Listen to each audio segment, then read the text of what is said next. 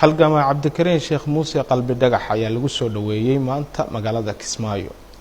Waxa warkaasi inoo faahfaahinaysa wariyaheena Aniisa Axmed Yuusuf. wafdigan uu hogaaminayay xildhibaan Cabdullaahi Maxamed Aadan Shaacir oo kamid ah mudanayaasha baarlamaanka dawladda federaalka ayaa soo gaaray gudaha magaalada Kismaayo. wafdiga waxa qayb ka ah halgama Cabdikariin Sheekh Muuse Qalbi Dhagax markii ay soo cagarigatay diyaaradii siday wafdiga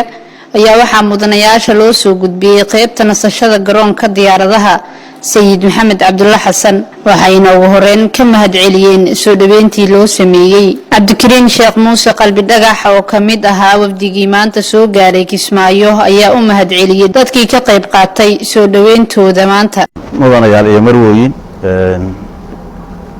xubnihiina ka socda dawladda iyo kuwa bulshada ka socda dhamaantiin oo arkay dad meeqaam sare leh inaad ugu soo dhaweyseen runtii waan idinka mahad celinayaa sida galgacaltooyada iyo niyad samida ah anna ii soo dhaweyseen idinkuna isugu duubantiin aad iyo aad baan uga mahad celinayaa ana waxaan idin sidaa salaan kalgacayl iyo walaaltinimo yani idin sidaa aad baan ugu faraxsanahay mar kale inaan Kismaayo isugu nimaadno runtii Kismaayo waa meel kamid ah wadankan gobolada Soomaaliya oo ay ka jirto dawlad iyo xasilooni siyaasadeed iyo mid bulshada ilaahay saas ka yeelayna waan u mahad celinaynaa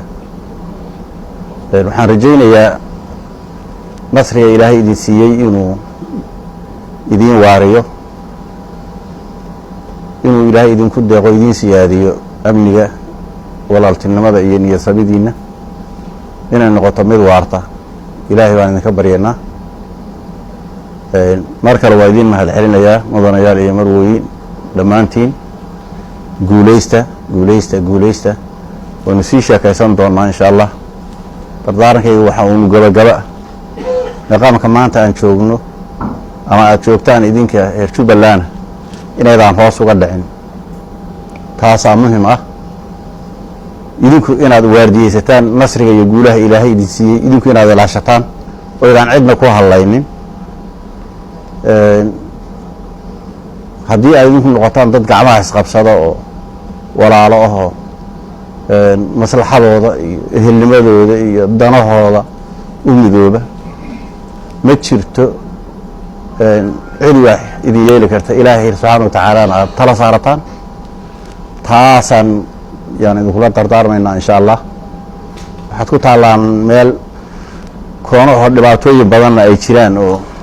wadankeena koono lama oran karo markaan Kismaayo joogno laakiin dawladaha dhankan aad ugu xigtaan waxyaabaha hadda dhinacyadiina waynu la soconaa marka waxaad ku soo gaadheen maqaamkana wuxuu ahaa arrin runtii dadaal iyo waqti badan la geliyay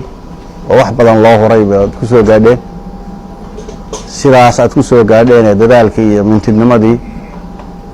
hal si adkeeyo aad iyo aad baad mahadsantiin salaamu calaykum waraxmatullaahi wabarakaatuh Aniisa Axmed Yuusuf Jubbaland TV Kismaayo.